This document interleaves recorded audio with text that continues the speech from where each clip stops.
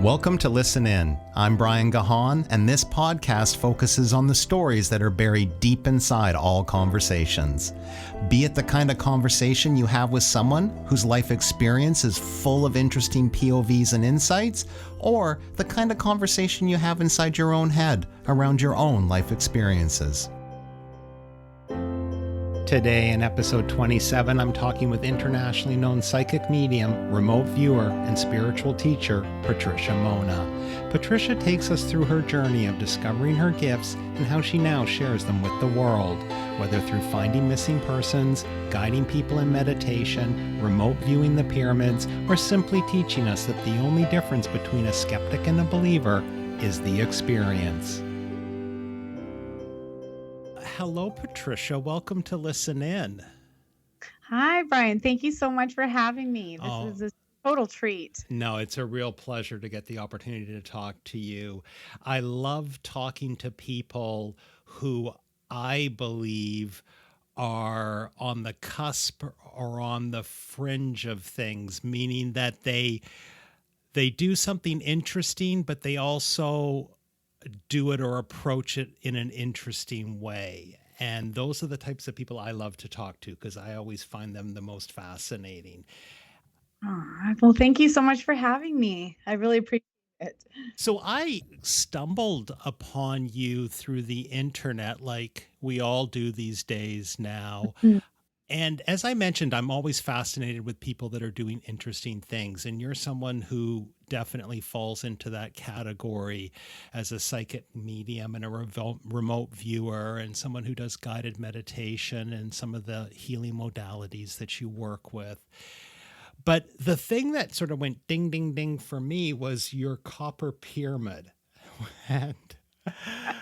Yes, I call that my crazy COVID creation because my angels actually told me to make it, and I thought it was crazy at first, and I didn't know that it was a thing. I had been invited out to go and do a tour, do a retreat actually with a bunch of people, a bunch of other teachers from Gaia TV. And they had me remote view the pyramids. And as I did, I learned a lot about the energy of pyramids and the energy of crystals. Like I just downloaded the information. And so my guides asked me to make my meditation pyramid. And yeah, I look at it. I'm actually looking out my window at it right now. I'm at my studio. And it's one of those crazy creations that I had to make. And it's covered in crystals. It's a copper pyramid, and even the copper pipes from bottom to top are filled with crushed crystal. So and it took me about a weekend to make it. But the weirdest thing is I barely remember making it. Like I prayed over every single crystal that went into that pyramid, and there was so much intention into it. And I remember that, but I don't remember making it. It's the craziest thing. And so I have it sitting in the middle of my meditation studio. And I have usually a full studio of people every 2 weeks. And I play the crystal singing bowls underneath it. And the energy that just radiates throughout the room is just amazing. And then I also, I'll go sit and meditate under it myself. The other thing that I do is I make beautiful essential oils. I call them liquid light. And so I charge them all under my pyramid. I charge my crystals under my pyramid. I love it. The energy of it is just really an experience in itself. Yeah, so that's incredible because I think I mentioned to you in my first email when I reached out to you is that I had built a similar copper pyramid many, many, many years ago and slept under it. And I used crystals, but I put them sort of just in the floor around my bed. So when I slept under the pyramid. And I thought I was just crazy. And I used to always have people come over to my house and they'd see it and they'd think I was crazy. And I just needed it at that time. I needed that energy. I was going through a difficult period in my life, and I guess I just needed that extra energy. But so when I saw yours, on the YouTube video, I was like, holy cow, that's fascinating. I need to know more about this. And so, do you mind if I just dive into a little bit of what you just talked about? Yeah, So absolutely. let's just go back a bit and talk. So explain to the people that are listening. So you were working with Gaia TV. You were Mhm. doing remote viewing of the pyramids. And Mhm. I know that all makes sense to you. But Okay, so Gaia TV is almost like spiritual Netflix. And I had been invited to George Norrie Beyond Belief, his show that is on Gaia TV. And so one of the producers had asked me if I would remote view the pyramids, remote view a bunch of different sacred sites and a bunch of different ancient artifacts. And so the pyramids were one of the things. And so, with what I said, I guess I impressed them enough that they asked me to come to Egypt and to actually teach and explain what it was that I had experienced when I was remote viewing. so And sorry, really, sorry. I don't mean to cut you off, but I mean, yeah. I just want to sort of dive into some of this a little more. So when you say they asked you to remote view the pyramids, Hmm. so what was their intention? Like, what was their desire to have you do that? Well, they wanted to know what they were erected for, like what they were used for, who used them, and because it definitely doesn't seem like human beings moved those blocks. And so they had me look under the pyramid. I remember, and the Sphinx. I also remote viewed the Sphinx. And one thing that I can tell you is that there's a bunch of ancient technology that is buried underneath the right paw of it. With the Sphinx, I remember, I don't have my notes on the pyramid in front of me because this was a couple of years ago now, but I can tell you what I remember of it. And I remember with the Sphinx, there was actually a crown on the head of the Sphinx, and on certain gateway certain times of the years, like on the solstice and the equinox, what would happen was the sun would shine through the crown and literally point to the stargates that would open up during these celestial events. And if a person had the right resonance within them, because everything is about energy and vibration, and if the person had the right resonance within their DNA and within their body, they could actually transcend space and time and walk through these stargates. But again, like I said, it was all about resonance. And if you look back, like the ancient Egyptians, they were huge into incest. And the reason why was to protect their bloodline, to protect the literal DNA vibration and what it was capable of doing, because they knew that within their tribe, they held certain traits of the stars and they had a certain resonance to their bloodline. And so that's why you hear the term blue bloods, for the royals. And yeah, I think that it was all about vibration and what people were capable of back then. I don't think we have a clue nowadays, even what we're capable of. Like I try to explain astral projection and astral traveling, which is absolutely a thing. There's a science behind it. I was trained at the Monroe Institute on remote viewing and astral traveling, and they literally teach you to come out of your body, peel out of your body, and go to a target. Bring the information back, observe it, and then fly back to your body, and you're inside. And I'm telling you, you're out of your body. Like literally, like you're flying and seeing these things like you're there. You can touch it, taste it, feel it. And people don't know that we're capable of that. You Right, know, right. I think that our governments would be very scared of us if they knew, or our governments do know. And I think that they'd be very scared of us if we knew what we were capable of. So, I mean, yes, it may sound like it's a superhuman feat, or even the fact that I've doing remote viewing, I've found 30 missing people. So there's definitely something to this, because to me it's rather easy. As long as I know the vibration and the energetic signature of the person that I'm looking for, I can find them. And So that's not. describe that to me. What when you say the energetic signature, Mhm. describe that in sort of like, because again you're giving me lots of information, which is fantastic, but Yeah. it's a common language for you, and so you're saying it very Yeah. quickly, and sort of like, so I'm just like going to slow you down a little bit and go, okay, hang on a sec. So what's So so an energetic signature is comprised of, every single person has one. It's like your fingerprint, your thumbprint. It's unique to you, right?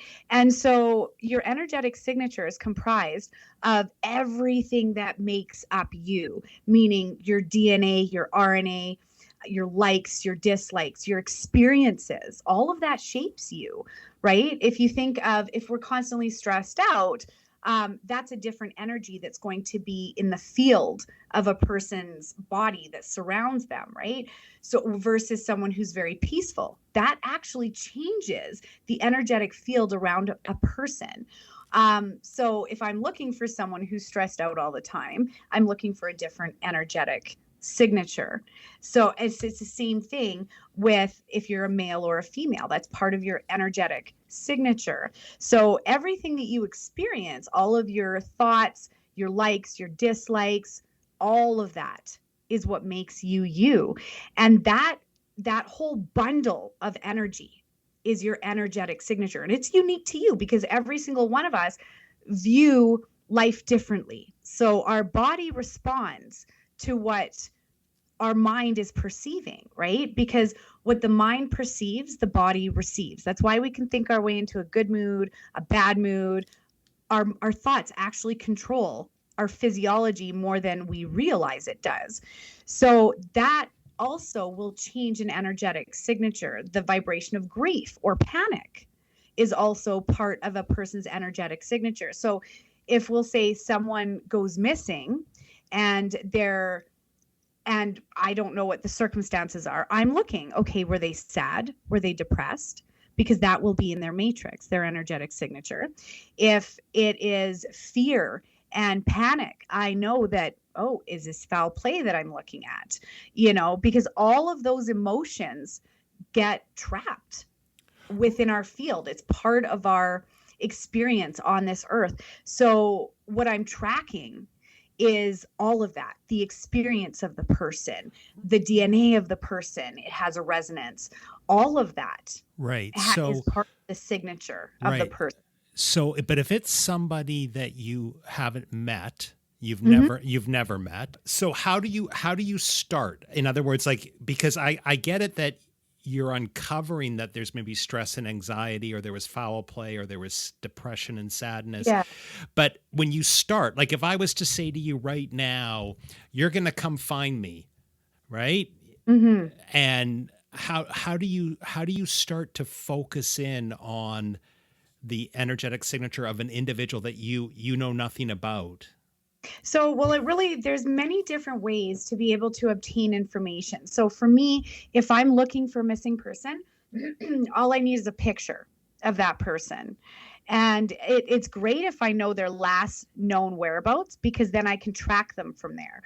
Because when I look at a picture of person, it's almost like pulling your book off the shelf of life and just opening it up and reading it. And I can see the past, the present, the future. I can see all of it.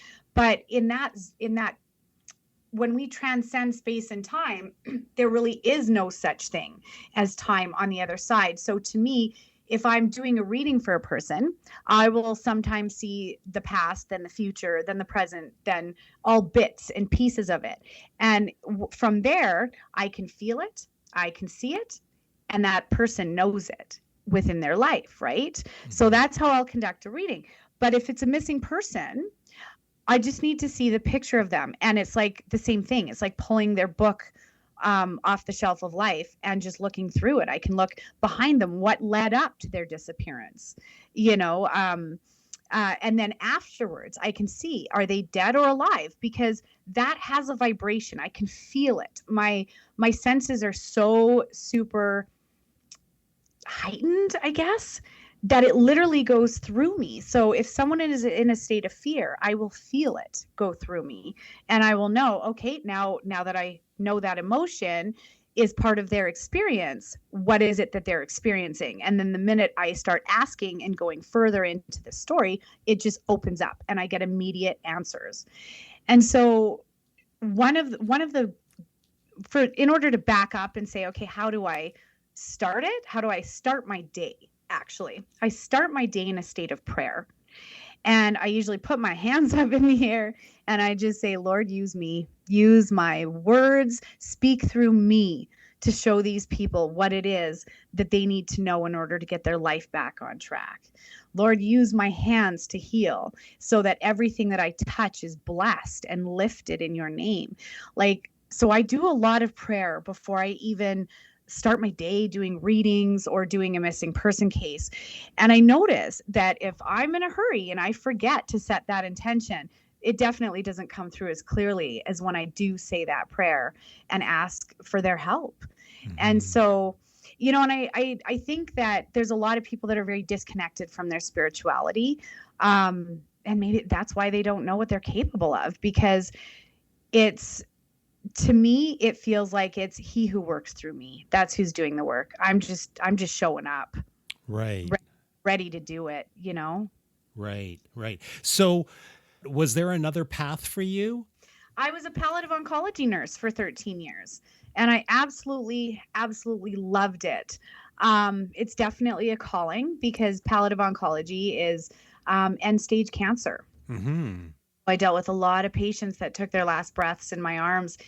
And it's, I got to tell you, it's such an honor to be that person, to say to hear the last goodbyes and to hold them and give them that peace and love, as they move into the highest realms and transition. It's definitely a gift and a calling. But I left nursing in, I think it was 2009. I have something called erythromelalgia.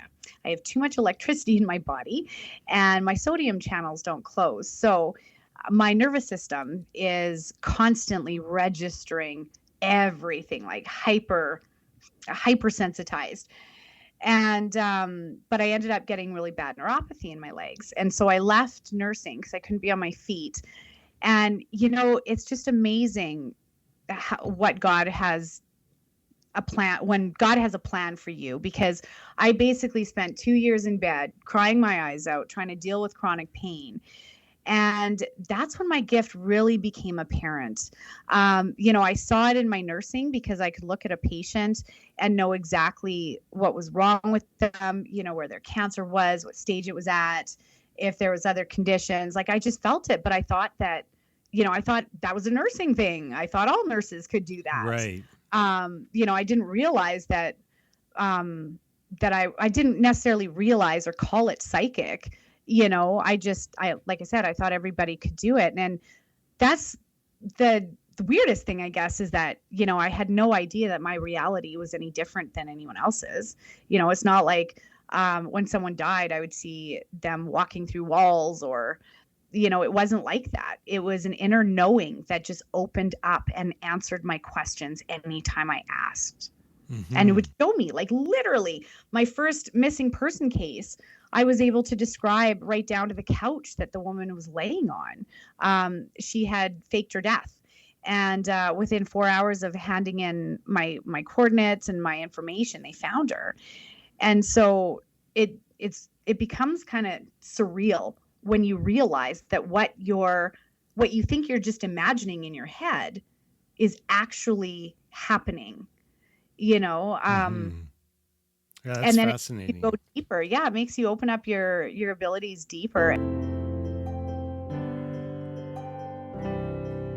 Welcome back. I'm talking with psychic medium and remote viewer Patricia Monna, who is sharing that the only thing that stands between the skeptic and the believer is their own personal experience. In 2011, I started doing this professionally, and I actually ended up with the opportunity to buy a holistic wellness center called Our Angel Center for Wellbeing. And I walked in there. I literally bought the place on a handshake. And I bought my cure. With the center, there was a Rife machine, and Rife technology is all about frequency healing. Everything in the universe, like I said, has its own vibration. And Hmm. so with Rife therapy, what it does is it matches the vibration of the ailment that you have, causing it to either blow up or alleviate it. So if you think of the way doctors get rid of kidney stones, what they do is they match the vibration of the kidney stone. It oscillates, it blows up, and you pee it out. Well, you can do that with you can do that to to chronic pain, cancer cells, kidney stones, warts, herpes. Like, it's amazing what this machine treats because it's treating it on the vibration of the ailment or the virus. And so, anyways, I got my life back. I treated myself with the Rife machine that came with the center, and within 2 months, I was not walking with a cane because in 2009, I was 210 pounds walking with a cane. Life sucked. I was in bed a lot of the time, and I just thank God that I took the leap of faith and went into this stuff, because by delving in and coming out of the closet as a psychic, because that was also very difficult, Hmm. from a nurse to saying I'm a psychic, that's quite different. Well, that was something I wanted to chat about too, right? Is that, and I love the way you say coming out of the closet, because Mm, it would it was be tough. yeah, I mean, I have a difficult time trying to combine my two worlds of just what my belief system is Yeah. and what my profession might be, or the job that I'm doing, or the clients that I'm working with. And so I can't imagine, and that was something I was going to ask you about, is this concept of like, you know, you're this woman who lives in, a city in an urban environment, and you have friends and families and associates and whatever, like you're a normal everyday Yeah. person. And meanwhile, your job description is, and listening to you describe things like astral travel and remote viewing, and it's all real to you, and Oh, you yeah. and you think that everybody should feel the same way, but we don't. I was gonna say, I laugh at people who don't know this is real. Like, I am to the point in my career, and I don't mean to sound, like this is coming from ego or anything, but I have to look at people and go, "What's wrong with you people?" Honestly, if they don't believe in life after death at this point, mind you, I truly believe that God will present himself. Spirit will present itself in one way or another in every single person's life, and that's when we have a choice.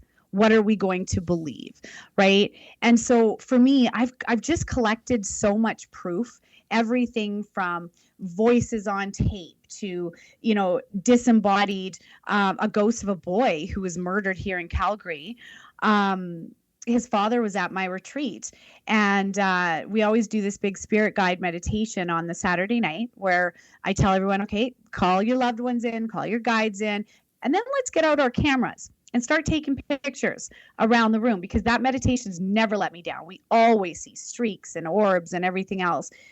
And lo and behold, the son, Zachariah Rathwell, who had been murdered in 2014, a whole image of him, face, hair, shoulders, everything, and a light above his head showed up in one of the retreat attendees' photos.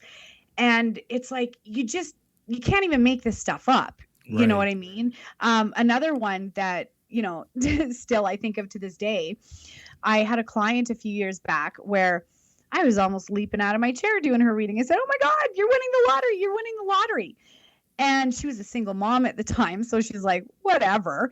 And she goes, "Okay, if you see this happening, when is this happening?" I said, "Well, you're going to buy the ticket November 27th. You're going to find out you won December 2nd.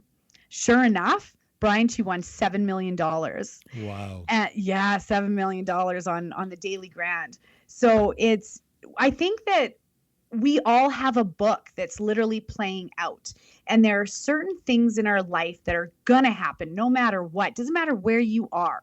It's going to happen because it's here to teach you something, right? Everything is here to teach us something. And if we can lean into the experience, it alleviates the pain. And I mean that because if you think about it, why doesn't everyone get cancer? Why didn't everybody get COVID? Because it's an experience. It's what we write in. So it's really easy for me to look at a person, scan them even medically, and go, oh, okay, you need to get your right breast checked, or you need to stop on the alcohol because I can feel your liver wanting to crap out. Like, to me, it's just so obvious when I look at a person, because their field of energy is different in the area where there's an illness. And so, and I teach this stuff. So I know that people can do it if they just take the time to practice and look and have someone break it down for them, because it's really super easy, Brian. If you know what you're looking for, if you know what it feels like. So, for example, I want you to think of colors, okay? What do you feel when you think of the color white? And what do you think of versus the color red? What do you think of? And what do you feel? Maybe what do you taste or what do you hear when you think of the color red? I can literally feel the difference between red and white, the number 1 or the number 7. It all has a vibration. So for me, it's very easy to feel it. And once I feel it, I can figure out what spirit is trying to say. But people, I think, are so scared to feel anything nowadays, let alone feeling someone else's pain. And the number 1 door opener to this stuff is compassion and understanding. Because if you can understand what's going on and understand what a person is going through, you can feel it. Then you can start getting there, asking more questions, and it will literally open up. But you have to allow yourself to feel the answers, right? To receive the answers that you're asking for, because spirit speaks a lot in feelings and colors and numbers and vibrations. That makes sense? Yeah, no, it makes a lot of sense to me. And I once was talking with my naturopath around, the concept of, science and medical science. And, I remember her bringing to my attention the fact that, they still don't know what this energy is that we call spirit, that is what is our life force.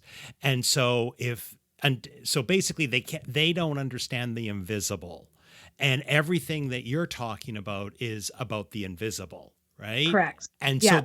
so it's just and as somebody from the outside looking in, I'm just always fascinated how these two worlds haven't met yet.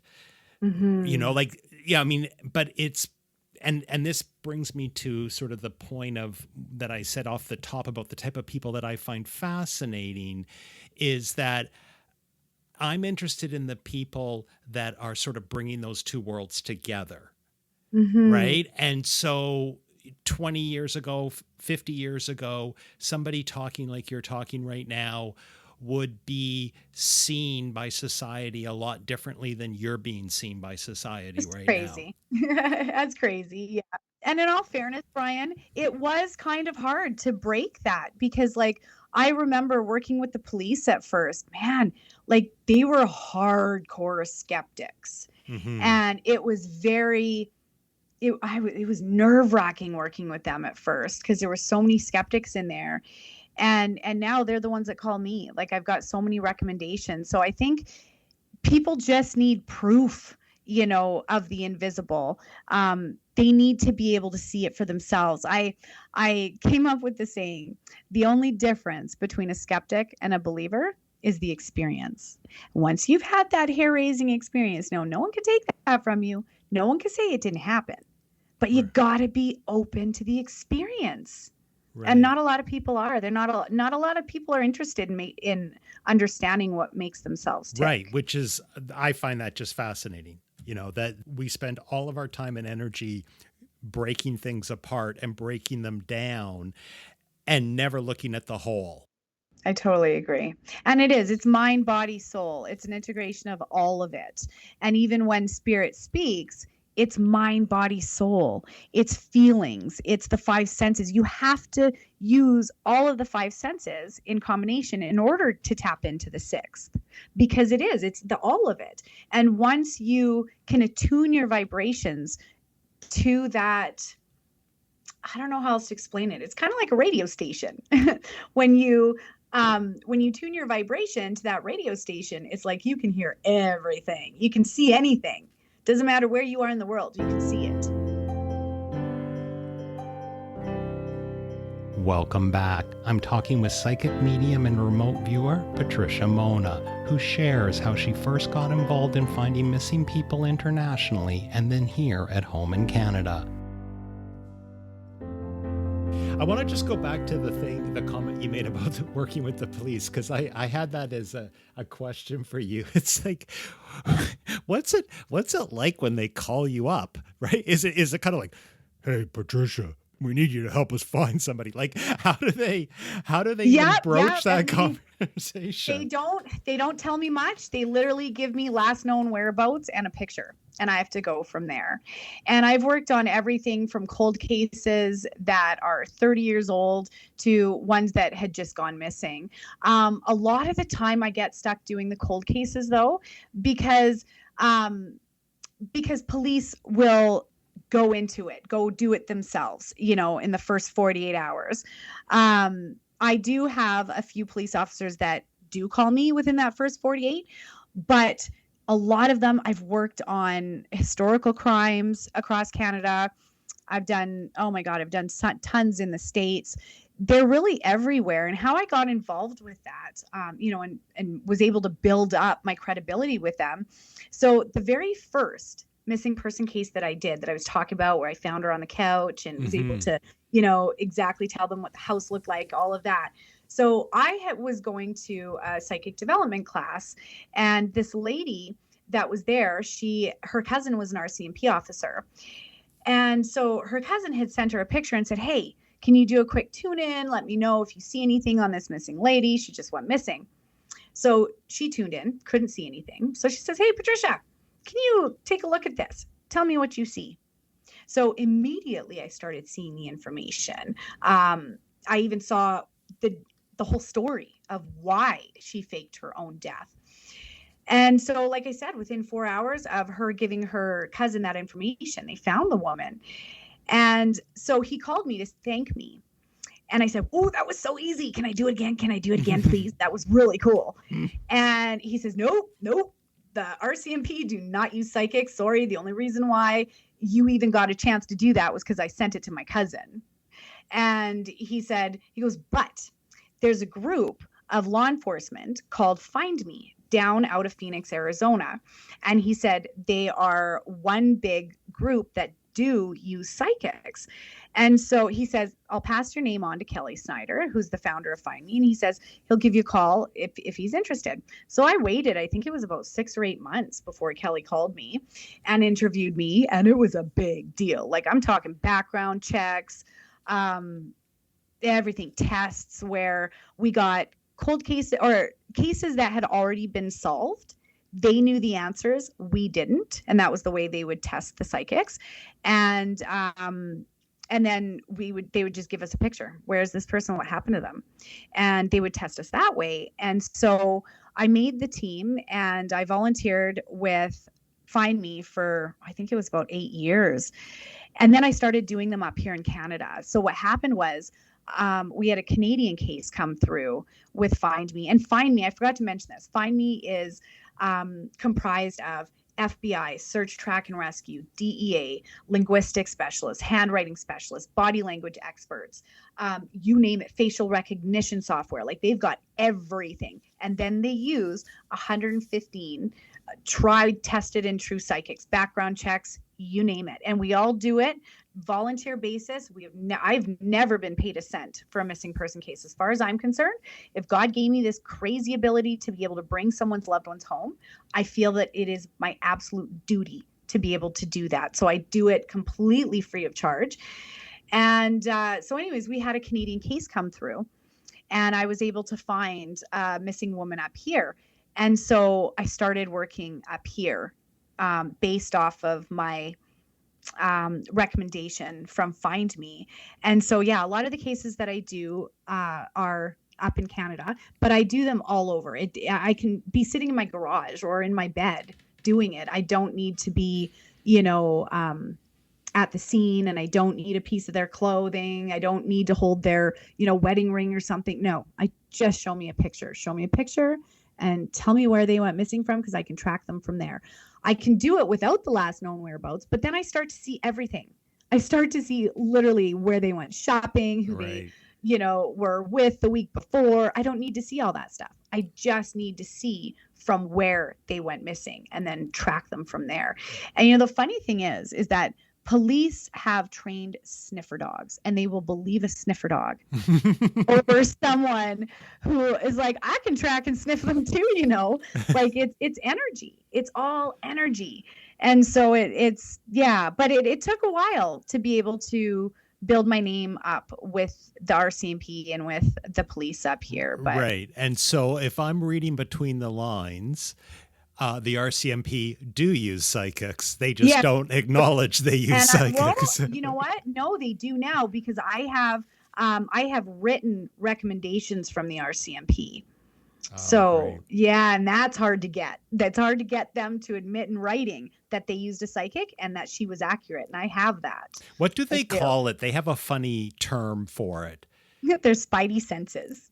That's what they call it. No, but I know, but whenever that, because I remember reading years ago, there was a girl who went missing in, I want to say, Woodstock, Ontario, a 12-year-old girl, and they eventually found her body, and they found it down like a country roadway. Anyways, and they said in the article, they used something like special search techniques or something. They used some fancy term, but they had used a psychic who had been able to tell them exactly where the body was.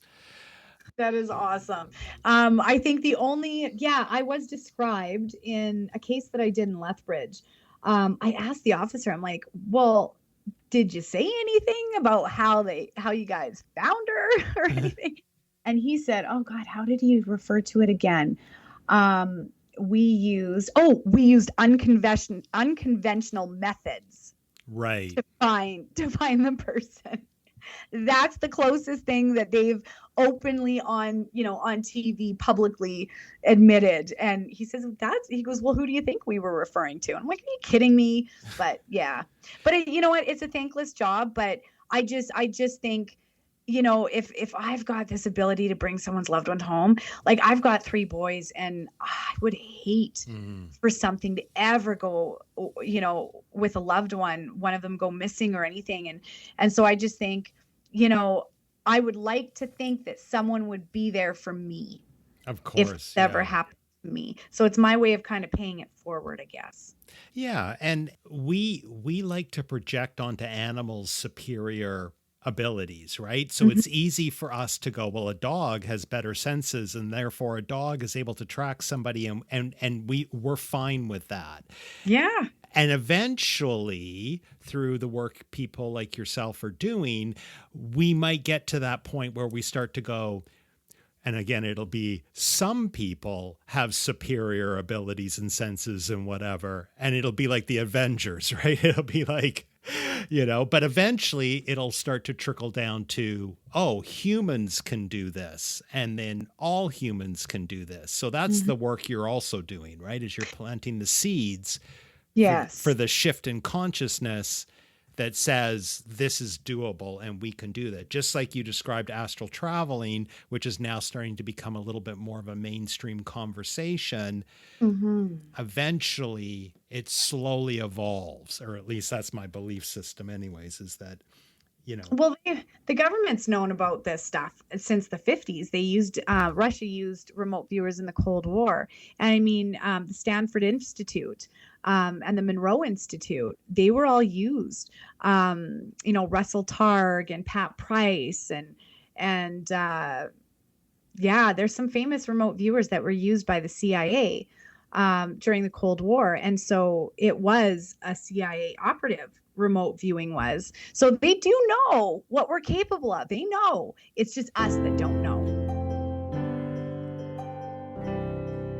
Welcome back. I'm talking with psychic medium and remote viewer Patricia Monna about performing guided meditations and how spirit has shown her the power of true forgiveness. It's kind of interesting. It goes full circle to, the experience we just had going through COVID, right? Where, so many people just put their head in the sand and pretended Yeah. that they didn't have an ability to look after themselves. And Yeah. and the people who knew that we were capable of navigating through this were sort of ostracized and shunned and pushed aside, right? This is also where meditation comes in. There's a lot of people that sat in fear over the last couple of years. And when you're sitting in fear, it's going to do one of two things. It's going to drag you down, or it's going to make you look up and look up fast so that you can get out of that state of fear. And so over the past few years, I got to say, it's been beautiful to see the spiritual transformations in people and how many people are wanting to meditate, wanting to gain control over their thoughts and what's going through their mind instead of, fear that's bombarded. Everything we listen to, right down to music, is an element of fear. And so when you're going through a transformation, you have to be very, very careful what you're listening to, what you're surrounding yourself with, all of that. Because when you go within, you start to realize that all of that stuff has energy that no longer necessarily vibes with you. So for an example of what I'm talking about, I used to listen to Eminem, cleaning out the closet when I was mad at my mom. But now that I've healed the grief of my mother, I'm not listening to that. Right. I don't vibrate even with the music that's full of somebody else's hurt anymore. So for example, you listen to, we'll say, Taylor Swift. She writes her songs in a state of despair and hurt from her ex-boyfriends, right? She writes a lot about her ex-loves. Mm-hmm. And so if you're repeating those words in your head over and over, you're actually vibrating to someone else's trauma, right? And it gets inside of your psyche, because how many times have you had a song stuck in your head that you couldn't get out? Mm-hmm. So you're literally embedding yourselves with somebody else's trauma. And that's what my guides showed me, especially through this time, to be very selective on what I watch, what I listen to, what I eat, how I sleep, all of that. And since I did, it's like, it definitely puts all of your senses way up so that you can see more, feel more, do more, and offer more. So you brought up meditation, and that's sort of, the thing that drew me to you was your guided meditations. And, it was, I really feel that you are gifted in a way that's extremely unique when you do guided meditations. And I'm not Oh, just saying that to flatter you. thank you. That's my experience. And as I said to you, I was doing your guided meditations, and then near the end of them, I would get this premonition that I should reach out and connect with you. And then whatever, get on with my day. And then I'd sit down and I'd do it again. And the same thing would happen near the end of it. It would just kind of come into my awareness that, Brian, you should just reach out and just try to connect with this person. And so then I did. And, you were so kind to respond back to me. And here we are having this conversation today, which is fantastic. But I wanted to ask you about your journey, being, a psychic medium and all of those other things that you are. How does that get channeled into, and how did, because it's one thing to meditate, it's another thing to perform guided meditations for others. Very true. Yeah, it's something that actually comes even easier than talking to a friend. I drop in. So how did I even get into guided meditations? I got to think back. I was totally led to do it because I've never taken an actual meditation course where I learned how, to do the rhythms or what to say or anything like that. It just came naturally to me. And I know that I'm channeling. I can feel it. I literally feel all of my angels and my team merge with my field of energy. And then it's go time. And like I said, before I even start my day or start my meditations, I just say, Lord, use me. Use me. Let me be your broadcast system. Let me speak your words. Let them hear and feel your light. And then it just comes, and it's beautiful, because normally I stumble over my words in my 3D self, but I truly believe that we are here to bring heaven to earth. Heaven is a frequency, it's a vibration and experience. And when you're channeling and using your voice for the will of God, or that highest power. And to me, it doesn't matter what you call it. I was brought up born again Christian, growing up in the church, but to me, it's like there's a one God. There's one, and we are all part of that one. So it doesn't matter what you call it. God, Mm-hmm. Buddha, Allah, ultimate energy. It does not matter, right? It's a force that we can all plug into and download that frequency or information, and then it flows through so beautifully. And when I open my eyes, I have no idea almost what I've said. I can feel it. And the coolest thing is when I start to do my meditation, I can literally feel my Patricia self kind of pushed to the side, and I can hear the words that I'm saying. And I hear the words in my head before I even say them, and then I say them. And yet I can hear my Patricia self sit in the background going, "Oh, that's good. Oh, that's a good one. I got to write that in my newsletter." And I can hear myself kind of taking mental notes on what's coming out of my mouth. And then at the end, it's like, "Oh crap, I don't remember a thing about what I said." So it's really good that I started recording them on YouTube, and that I have a channel now, and I'm offering classes online, because when I've watched my own meditations afterwards, it's like, whoa, I can literally see my energy shift, and I can see the energy around me and the energy that's coming out of my hands, and it's weird, because when I'm doing it online, I just start moving my hands, and it's like I can feel this healing energy that's coming out of my hands towards everybody who's watching. I'm curious about your faith, because you said I was a born again Yeah, Christian. I was brought up. That's how Yeah. you were raised. Mhm. And I mean, I have a relative who became born again, Mhm. and their challenge for me years ago anyways was everything that I did that was seen as sort of spiritual but was not sort of done through their book, so to speak, was the devil. Right? Yep. They would say Yep. like, oh, you're talking to a psychic, that's the devil's energy, Absolutely. etc. So I'm very fascinated, because I do know like your faith seeps through you. So I knew that you were probably or had been raised Christian.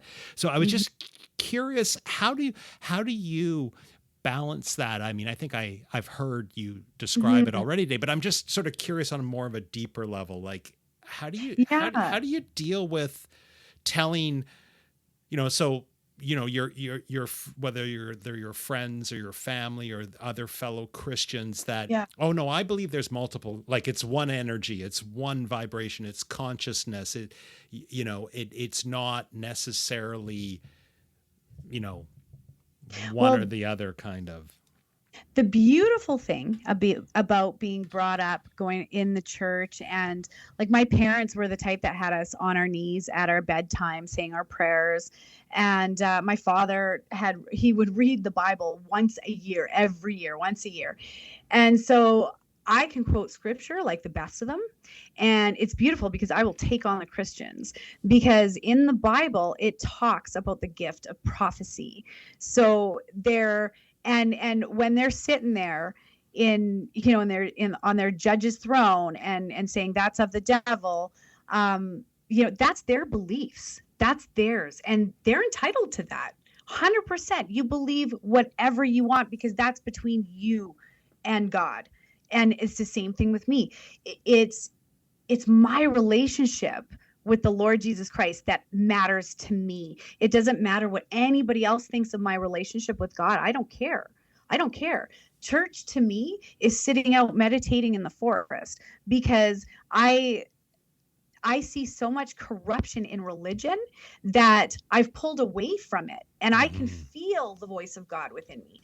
If I need to go to the scriptures, I will, but it's like I got a direct line. So, and I can feel it, and so I just think that the Christians that are judging and saying, psychics are wrong, I have to tell you, there are psychics out there that would make your skin crawl because they're all about, the dark arts and all of that stuff. Like, I don't do tarot cards, Ouija boards, any of that stuff. I never have touched that stuff.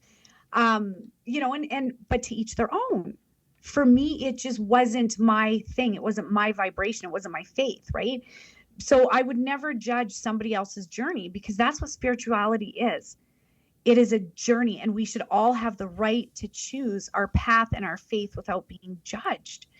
And so, like, I've had, Christians come at me before, and it's like, I'll pray for you because you obviously haven't read the part of the Bible that says, do not judge. Do not Right. judge. Leave that to the big guy. And one thing that I do know, this is what I do know.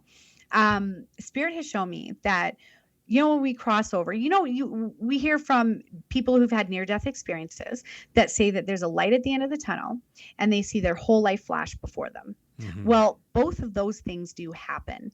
And the life review is not seen through our eyes, again, lived through our perception. It's not sitting there watching it on the big screen, eating popcorn with Jesus. It's not that. We literally see our life review through every single person we've ever influenced, we've ever loved, ever touched, ever looked at. Anyone who even knows our name and is judging something that we did from years ago, we will see their judgment of us, right? We really are all one. And do unto others as you'd have done unto yourself. All that golden rule stuff, it's right there for a reason. Because upon my death, we'll say I got into a fist fight at the age of 10. When I get to that point in my life where I review that, I will literally see my own fists flying in my face. I will feel the hurt that I did to another person as though it was mine, because it is. Because we really are all connected. We are all one. And so you judge yourself.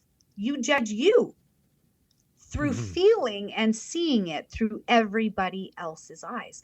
And what Spirit has shown me is that the only way to not have to experience that is through true forgiveness. That's why forgiveness is so unbelievably important. Jesus said on the cross, forgive them, Father, for they don't know what they're doing. And it's true, because every single person that contributed and nailed his hands, they had to feel what they did to him when it was their time. Right. Yeah, it's interesting. I heard you talk about this the other day online, and I Mm-hmm. was and I smiled to myself because about a year or so ago, I had heard somebody say a similar thing, and I talked about it on a podcast around con artists and how they can lie to people and cheat people. And so I brought up this thing that I'd learned, which was, the whole thing about your life doesn't necessarily flash before your eyes. What happens is how you emotionally treated people flashes. And so you feel the pain. And if you were a horrible person, you're going to feel Mm-hmm. horrible, which is going to be like eternity in hell. So the hell isn't a location, it's a feeling. And the heaven is not a location, it's a feeling of, oh, I did really good. And Yeah. and and so I mentioned this on this podcast to do with these con artists, to go like, I hope that this is true, because then they're going to feel the pain and the suffering that they've caused to all the people that they've hurt and lied to, and etc. So I just kind of threw that out there. And then when I heard your conversation the other day online and you went into it in more detail, I was like, this is fantastic, because this is understandable. Saying Mhm. to somebody that there's a hell and there's a devil and you're going to go down there and it's like blah blah blah, We it's so mm, bizarre. But to say you're going to feel all the pain and all the suffering that you have caused while you've been in this lifetime, That to me is believable.